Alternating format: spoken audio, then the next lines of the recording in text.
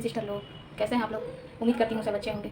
ये जो धरना प्रदर्शन यानी एफआरएस के विरोध में जो प्रदर्शन होने वाली है, बहुत खुश हूँ मैं कि सभी संविदा कर्मी इस बार अपने हक के लिए आगे बढ़े हैं। और अगर इसी तरह लगातार हम लोग आगे बढ़ते जाएंगे तो हम लोग का बात सुना जा सकता है, क्योंकि एकता में ही बल है।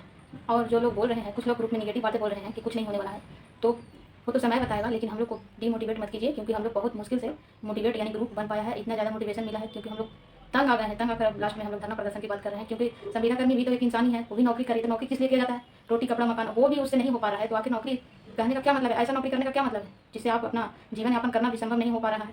तो और दो प्रकार की ये जो नौकरी बिहार सरकार निकाल रही है, संविदा और नियमित, तो दो प्रकार के निकालने का क्या मतलब है? जब संविदा वाले भी वही काम कर रहे हैं, नियमित वाले भी वही काम कर रहे हैं, और पेमेंट में फिर क्यों दो नीति क्यों है? दो नीति हम लोगों के साथ क्यों किया जा रहा है? क्योंकि हम लोग संविदा पर इसलिए हम लोग को कोई भी लाभ नहीं मिल सकता।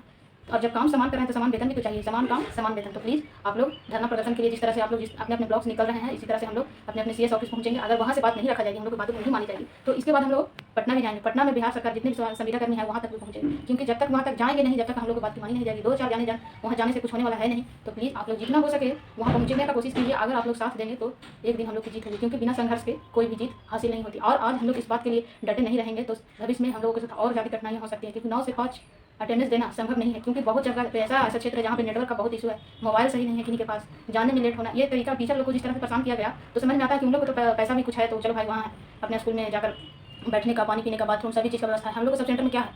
सबसे पहली बात कि आप सब सेंटर को अच्छे से बनाइए, जितने भी उप स्वास्थ्य केंद्र है उसको मरम्मत करवा के अच्छे से व्यवस्थित कीजिए। और दूसरी बात कि हम लोग को पेमेंट इतना कीजिए कि ताकि हम लोग जीवन यापन कर पाएँ जितना मिलना चाहिए, यानी समान काम समान वेतन। और ये हम ही लोग के साथ जितने संविदा कर्मी उन्हीं लोग परमानेंट जो है, जो नियमित जितने कर्मचारी हैं, उन लोगों के साथ ये नियम क्यों नहीं आई? जितना भी परेशानी होती है सिर्फ हम ही लोग को क्यों किया जाता है?